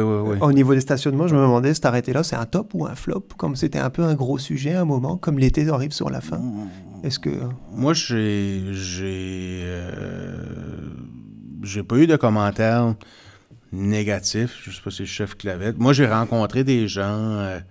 Ça donne que, à l'occasion, j'allais soit dans un des deux parcs, là, soit à Bursford ou à Petit Rocher. Puis les touristes cherchaient des directives ou je voyais qu'ils cherchaient, gardaient une map ou quelque chose. Ça, j'allais à leur rencontre, puis ils me demandaient où est-ce qu'ils pouvaient stationner, où est-ce qu'ils pouvaient pêcher le bord rayé, où est-ce qu'ils pouvaient... Ça, je leur donnais, puis c'était bien correct là, avec les indications, où est-ce qu'ils pouvaient aller se stationner. Je ne sais pas si le chef Clabette, ça a eu des interventions. De mémoire, il y a eu seulement une intervention, puis c'était de l'éducation à faire avec la personne qui n'était pas au courant. C'est tout, mais il n'y a pas eu de constat d'émis. Merci. Justement, j'en avais une autre, c'était affiche signalétique pour la vitesse. On avait dit que ça collectait des données un petit peu au fur et à mesure. Je me demandais si ça traduisait quelque chose. Est-ce qu'on a un problème de vitesse ou globalement, ça se passe plutôt bien sur le territoire? Je sais pas, chef Clavette, ça c'est la nouvelle affiche électronique. Jusqu'à maintenant, la rétroaction est positive. Puis on l'utilise soit basé sur les plaintes qu'on peut recevoir ou les endroits où nous, on peut constater qu'il y aurait peut-être une amélioration à faire. Ouais, merci. Puis, je terminerai, Monsieur le maire, je vous en avais parlé un petit peu, c'était une réflexion que j'avais à partager avec le conseil, c'est quand on fait nos rapports de conseillers, on repasse souvent les comités, qu'on passe tout, je me demandais s'il n'y aurait pas un travail à faire au niveau de dire, faire des points de comité où plusieurs conseillers pourraient interagir ensemble, et puis de garder les périodes de rapport des conseillers pour poser un peu ces questions-là. Je trouvais que c'était un bon moyen de ramener des enjeux de la population de tous les quartiers en complément des comités pour faire un peu vivre ce débat de cette façon-là. Donc c'était juste une réflexion, pas une proposition à cette étape-ci, mais parce que c'est des bonnes questions, ça touche un peu tout, est-ce que la barque et tout ça, tous les secteurs. Donc c'était... voilà, j'ai bien monopolisé. Oui, j'ai eu cette discussion-là avec le conseiller Olivier après circulation de courriel. Puis, en gros, j'avais mentionné aux conseillers que l'ordre du jour le permet. À l'heure actuelle, lorsqu'on est rendu avec l'exposé des suivis des dossiers, il n'y a rien qui empêche Joël de poser une question par rapport à la BAC ou Anne de poser une question par rapport à la BAC, même si ce n'est pas votre champ d'activité, si vous pensez à quelque chose. Puis c'est l'endroit à le faire. Puis, comme le conseiller, je suis obligé d'être d'accord avec lui, plus de questions qu'on pose, plus d'informations, parce qu'on va donner des réponses, les employés donnent des réponses, plus d'informations qui vont aller auprès de la population. Puis, ça va contrecarrer un peu la mauvaise information qui circule des fois. Fait, c'est important pour les conseillers de poser des questions si chaque réunion, surtout les réunions mensuelles, lorsqu'on est dans l'exposé, suivi des dossiers, s'il y a même si ce n'est pas votre champ d'activité, vous pensez à quelque chose, vous posez la question. Le pire qui peut arriver, c'est vous dire que le dossier a été mis de côté temporairement pour telle raison. Mais au moins, c'est une information qu'on donne à la population. J'étais un peu d'accord avec le conseiller Olivier que si on posait plus de questions, ça donnait plus d'informations à la population. Puis c'est un peu ça la discussion qu'on a eue. Joël, à moi, tu veux rajouter autre chose? Oui, c'est vraiment ça. Comme il y a beaucoup de choses qui se passent, l'administration a beaucoup de choses également dans ces tablettes. Donc, c'est faire un peu circuler ces questions-là qu'on peut avoir tendance à oublier, mais c'est des bons points qui sont... Pour des résidents qui, des fois, c'est leur quotidien, c'est plus en haute altitude comme on travaille, donc ça permet de bien couvrir les angles morts comme on fait. Donc comme là, je sais que la signalétique, la question du ralentisseur, c'est de quoi qui va être apprécié, de faire un suivi là-dessus. Donc c'est de couvrir un petit peu tout ça. Merci. Merci Joël pour tes suggestions, très appréciées. Et vous, Brigitte? Je voudrais revenir sur 2 points de notre directeur général à propos des VTT. Je sais que vous avez mentionné que ça semblait être un défi dans les DSL, mais aussi je crois qu'il y aurait de l'éducation à faire dans les subdivisions pour les endroits où les VTT ne sont pas permis. Parce que, en tout cas, j'ai été témoin là, de certains excès, puis je pense que ça serait important qu'on puisse sensibiliser la population à la sécurité, même avec les véhicules tout-terrain. Puis là, je sais que vous vouliez parler à la GRC, mais je pense que c'est pour l'ensemble du territoire qu'il faudrait peut-être faire une sensibilisation. Il y a une campagne présentement avec le Club VTT Chaleur sur les médias sociaux. C'était des discussions que j'ai eues avec le comité. On était supposé se rencontrer, mais les dates ne fonctionnaient pas pour notre partenaire. À chaque fois que... je pense je reviens, c'est que ça va prendre des capsules vidéo. Ouais. Des gens, 30 secondes, ils voient qu'est-ce qui est permis, qu'est-ce qui n'est pas permis. Puis je vous invite là, à suivre la Sûreté du Québec là, sur Facebook. Là, ils ont des capsules brillantes sur la sécurité routière, avec de l'humour. Aujourd'hui, c'est la trottinette électrique qu'ils ont faite. La semaine passée, c'était le petit scooter électrique là, pour les personnes à mobilité réduite. Les vidéos sont super. Puis je pense que c'est... on a vu avec le ton de la population, puis avec les restrictions avec les feux. On ne peut pas aller dans le bois, on peut pas... on a les comportements de la pandémie qui ont ressorti de nouveau. C'est pas vrai qu'un gouvernement va me dire ce que je peux faire, que je peux pas faire.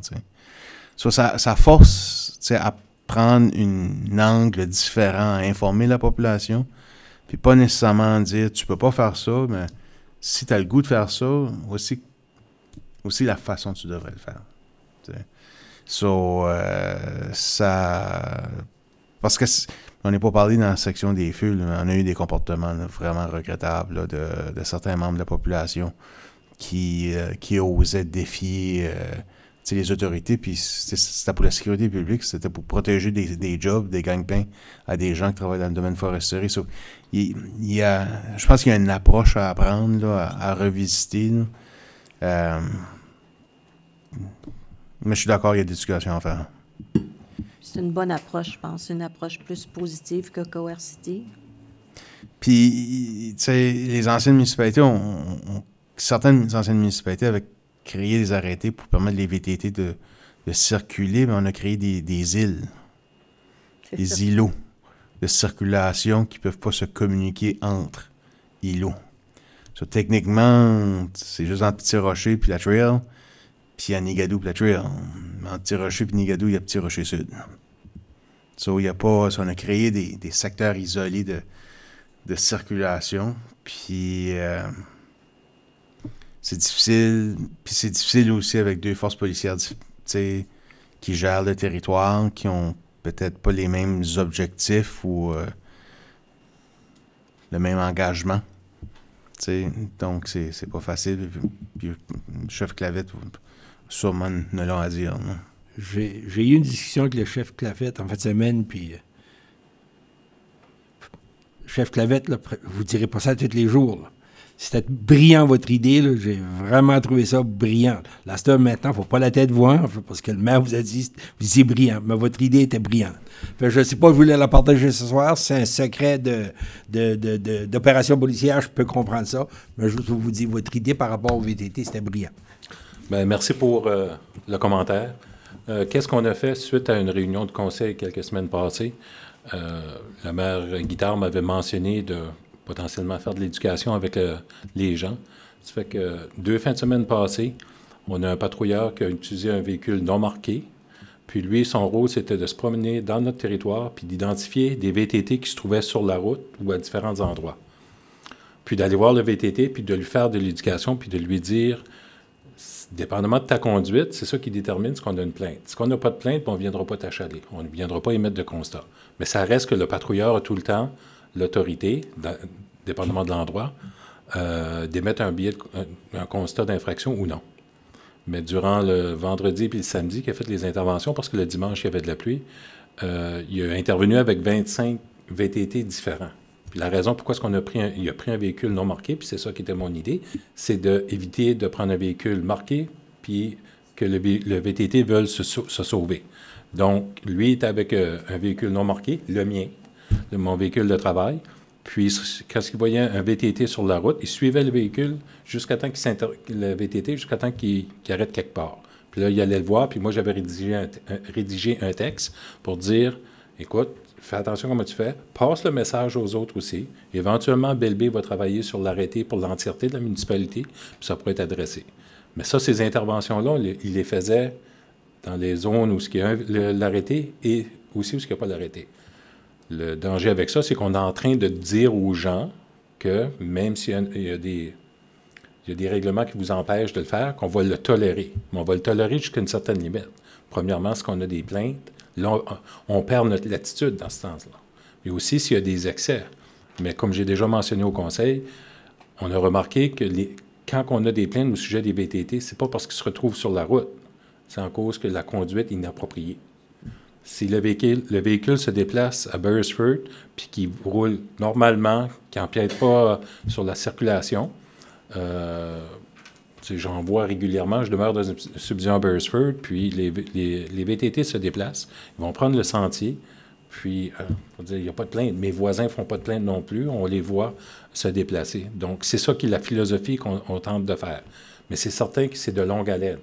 Ça ne va pas régler 100% des problèmes qu'on pourrait avoir dans notre territoire, mais c'est une partie de prévention qu'on veut faire.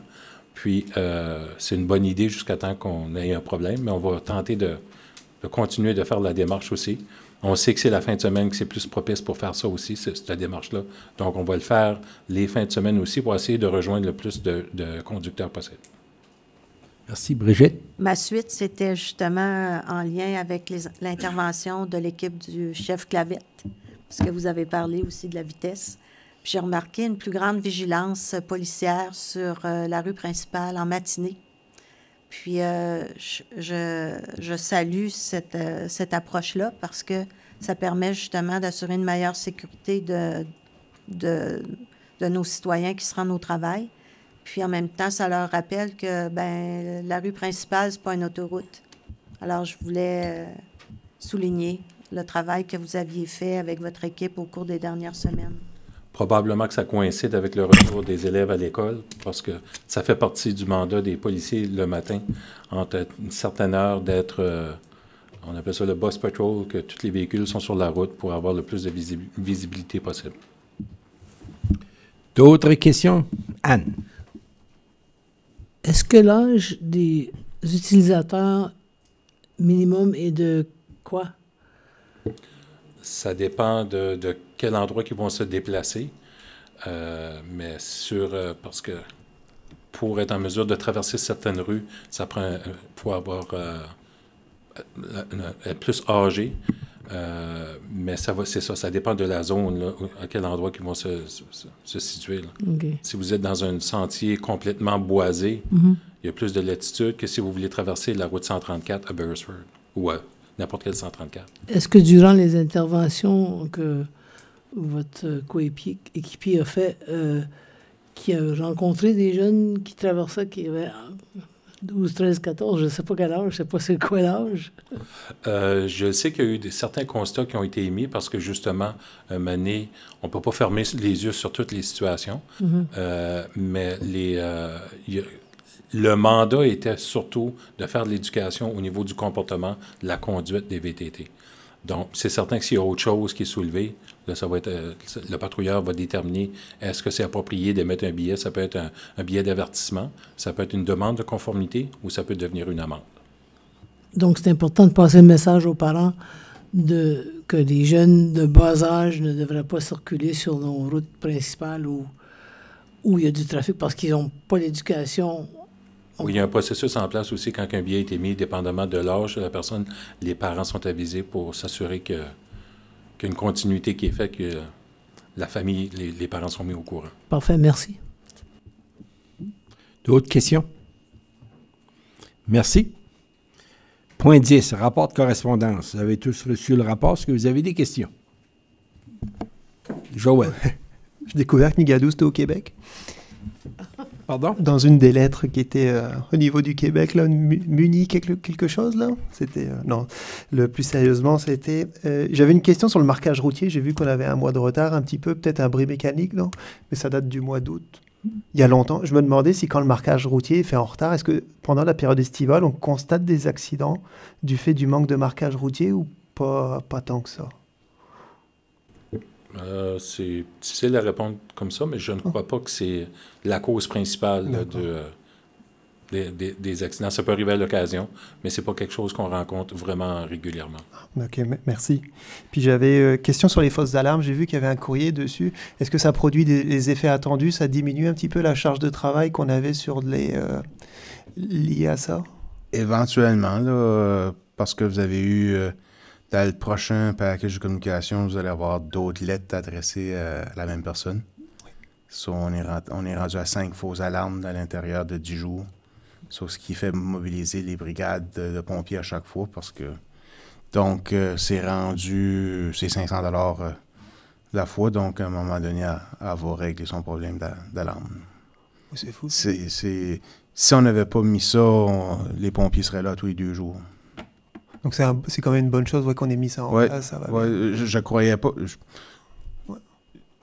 Je sais qu'il y a des endroits, il y a un bris, puis avant qu'un spécialiste vienne. Là, puis dans ce cas ici, il y a eu une fausse alarme comme le samedi puis le dimanche. Ben, on y a juste envoyé une lettre, une amende, là, parce qu'on savait que ça prend le temps que ça prend pour faire réparer. Mais par ça, il y a eu 3 autres fausses alarmes par la suite. Là. Donc, c'est...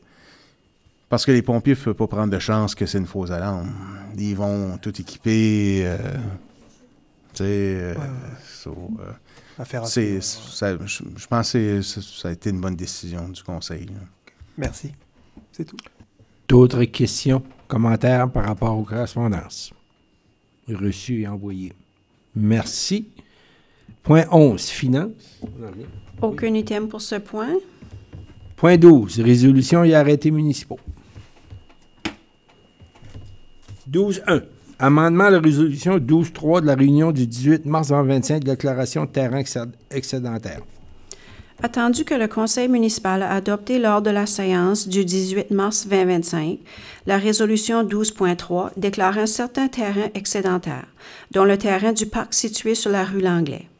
Attendu que les résidents de ce secteur ont soumis une pétition démontrant que ce parc est utilisé par la communauté. Attendu que les membres du conseil municipal reconnaissent l'importance de conserver ce parc pour les citoyens. Il est résolu que le Conseil municipal amende la résolution 12.3 du 18 mars 2025 afin de retirer de la liste des terrains déclarés excédentaires le terrain du parc situé sur la rue Langlais ayant le nid 2040-0883. Vous avez entendu la résolution. Quelqu'un va faire la proposition. Gaston, quelqu'un pour appuyer Annick. Prêt pour la question? Avez-vous des questions? Moi, j'aurais un commentaire par rapport à... Juste là, c'était au niveau de la démarche. Et donc, les gens ont déposé leur pétition. J'ai contacté, on a pu échanger avec la dame. On lui a expliqué un petit peu comment est-ce qu'on est arrivé à cette décision-là avec le surplus de terrain. Peut-être, Paolo, tu veux prendre un point? Je lui avais expliqué comment on avait fait pour l'identifier comme un surplus de terrain. Oui. Là, j'attendais que la réunion de ce soir, ce soit officiel, qu'on l'a déclassé comme bien excédentaire pour pouvoir faire un suivi avec elle. Là. Et puis donc au comité Parc et Plage, on a pu échanger avec, elle avait bien compris ça, et la prochaine rencontre, donc on va rencontrer 4 représentants de ce terrain-là, des citoyens. On fera une rencontre comité Parc et Plage, on verra c'est quoi leurs besoins. On va également présenter un petit peu c'est quoi les aménagements qui existent en termes de glissade, balançoire et tout ça. Et on va monter un budget, une enveloppe, et on la présentera dans le cadre de l'exercice budgétaire 2026. Donc ça rejoignait le commentaire précédent au niveau des rapports sur l'utilisation des parcs. Donc on aura fait la boucle entière et puis ça avait été bien apprécié au niveau de la pétition. Puis pour l'exercice budgétaire, pour que ce soit fluide, là, il y a toujours un employé qui siège chez les comités. Sauf fournissez l'information à l'employé. Donc comme dans ce cas ici, c'est Marc-André et son équipe. Sauf quand on fait le tour, ça va tomber dans la grande enveloppe qui a jamais assez de fonds pour répondre à tous ces projets-là. Je me souviens, on a mis 1,2 million, on n'avait pas 2,6. Puis là, dépendamment, s'il y a des gels, des nouveaux programmes de subventions, et ainsi de suite, là, ça monte, ça descend. Là. Ça, c'est dans cette liste-là. Donc, rappelez-vous, quand on va présenter la liste globale, là, de s'assurer que la demande est là, habituellement, on est bon à capturer toutes les demandes. Là. Puis, un peu comme le commentaire à la conseillère Bar-Lavigne, pour 2026, comme l'écomarché. L'écomarché, ça va dépendre. Est-ce qu'on le fait en phase 1, c'est une phase renouvelée estivale? Ça, c'est une chose. C'est une phase qui est inclue à l'année, mais ça, c'est des grosses sommes. C'est pas le même engagement financier. Ça, c'est peut-être des choses qui se font en 2 phases. Mais gardez ça en note quand il va y avoir des rencontres de comité pour bien nourrir les équipes. Après ça, nous, on fait une compilation. Après ça, on vous le présente dans l'exercice budgétaire. D'autres questions? Les gens en faveur font leur consentement en disant oui. Contre non. Adopté. 12.2. Modification proposée. Politique P 2025-05. Politique d'incitatif au développement. Attendu que la Ville souhaite mettre à jour la politique P 2025-05 afin de mieux refléter les besoins actuels en matière d'ensemble résidentiel et d'aménagement. Attendu que le Conseil municipal juge opportun d'élargir les incitatifs prévus afin d'inclure les nouvelles formes de construction et de conversion de bâtiments. Que l'article 6.2 de la politique P 2025-05 soit modifié pour ajouter le volet numéro 2 d'incitatif et d'inclure une prime de 4 000 $ par unité pour les projets locatifs habités par le propriétaire, comprenant au moins une unité à condition qu'elle ne soit pas admissible à la politique P 2025-02. Une prime de 2 000 $ par unité nette créée sera accordée pour les projets de conversion d'édifices non admissibles pour la politique P 2025-03. Que l'article 6.3.1 de la dite politique soit modifié en ajoutant la phrase suivante. La Ville remboursera 25 % des frais d'ingénierie jusqu'à un maximum de 50 000 $ pour la création du lotissement une fois la rue construite. Que les modifications nécessaires soient également apportées à la politique afin d'assurer la cohérence linguistique ainsi l'administration adéquate des activités de la Ville. Qu'il soit résolu que la présente modification entre en vigueur dès leur adoption et soit rétroactif à partir du 1er janvier 2023, la date d'entrée en vigueur initiale de la politique d'incitatif BELB.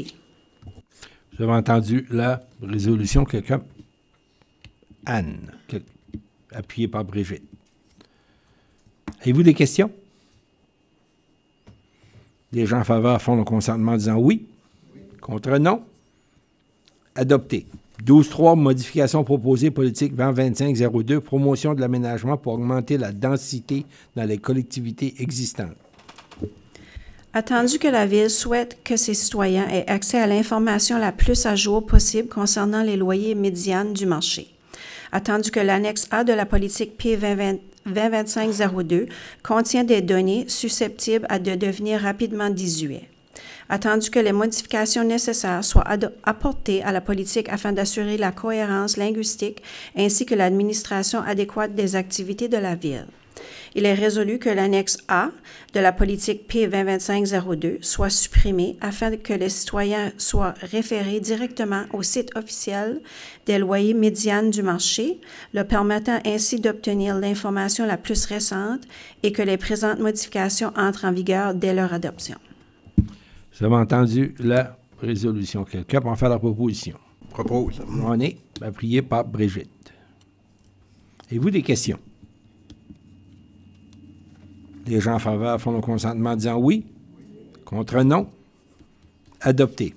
12.4, plan triennal pour le programme des partenariats pour les routes provinciales municipales 2028 à 2030.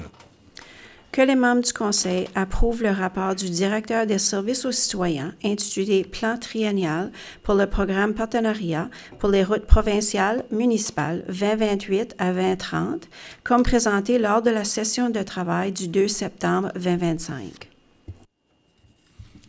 Vous avez entendu la résolution. Quelqu'un peut en faire la proposition? Proposée par Annick, appuyée par Gaston. Des questions? Les gens en faveur font le consentement en disant oui. Contre non. Adopté. 12.5, résolution d'appui à la semaine de la sécurité ferroviaire. Attendu que la semaine de la sécurité ferroviaire aura lieu au Canada du 15 au 21 septembre 2025. Attendu que 261 incidents liés des passages à niveau et des intrusions se sont produits au Canada en 2024, entraînant 68 décès et 58 blessures graves évitables. Attendu que l'éducation et l'information du public sur la sécurité ferroviaire, en rappelant au public que l'emprise ferroviaire sont des propriétés privées, en sensibilisant le public aux dangers associés au passage à niveau, en s'assurant que les piétons et les automobilistes sont attentifs et à l'écoute à la proximité des voies ferrées et respectent le code de la route. Réduiront le nombre de décès et de blessures évitables causés par des incidents impliquant les trains et des citoyens. Attendu que Opération Gare au train est un partenariat public-privé dont la mission est de travailler avec le public, le secteur ferroviaire, les gouvernements, les services de police, les médias et autres organismes pour accroître la sensibilisation de la sécurité ferroviaire. Attendu que le CN demande aux membres du Conseil d'adopter la présente résolution afin d'appuyer ces efforts soutenus déployés pour sensibiliser les gens, sauver les vies et prévenir les blessures dans les collectivités, y compris sur le territoire de la municipalité de Belle-Baie. Il est par conséquent résolu d'appuyer la Semaine nationale de la sécurité ferroviaire qui se déroulera du 15 au 21 septembre 2025. Vous avez entendu la résolution. Quelqu'un va faire la proposition. Olivier, appuyé par Annick. Des questions? Joël. Une question. Celle-là, elle est un peu niaiseuse, mais est-ce que lors de cette semaine de sensibilisation, on dira que ça peut être bien si le train il peut éviter d'allumer des feux en période de sécheresse?